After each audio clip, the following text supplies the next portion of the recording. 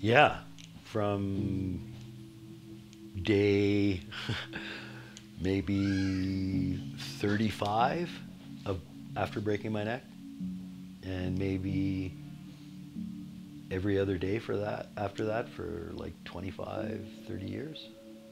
You know, like it's been a process, you know. Like I was in my second marriage, living in Kelowna, um, struggling. I didn't have a. I wasn't I wasn't in community. I was at odds with my faith. You know, call it a crisis of faith that lasted 5 years, but it was a rough time. And oh man, I remember driving from Kelowna to Joe Rich, where I lived, um, often frustrated, sad. Is this the day I drive into a logging truck? Do you know? Um, you know, even so much as when I first moved here, it was such a hard adjustment. I was so frustrated. You know, like I felt so persecuted. You know, I felt like there was nobody for me at all. Colette's mom was against me. The neighbors were against me.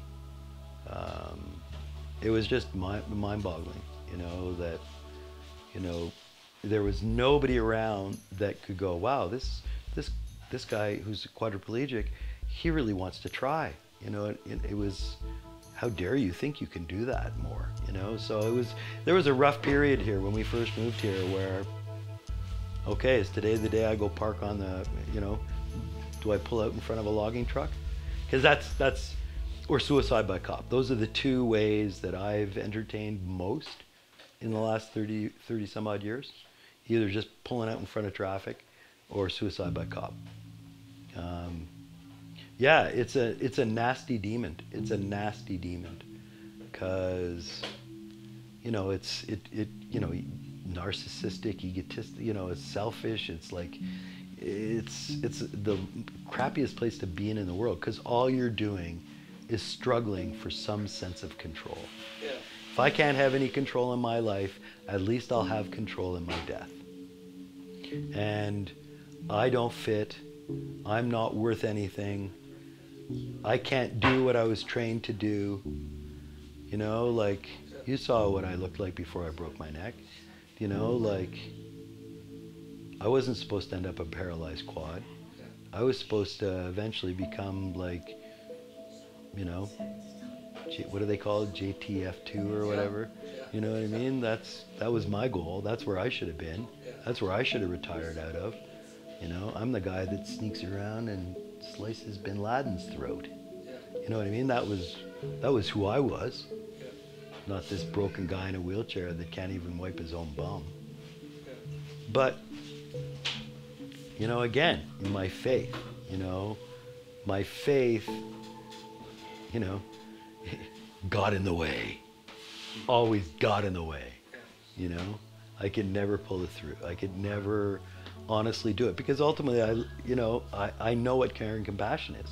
I am loved and I'm cared for.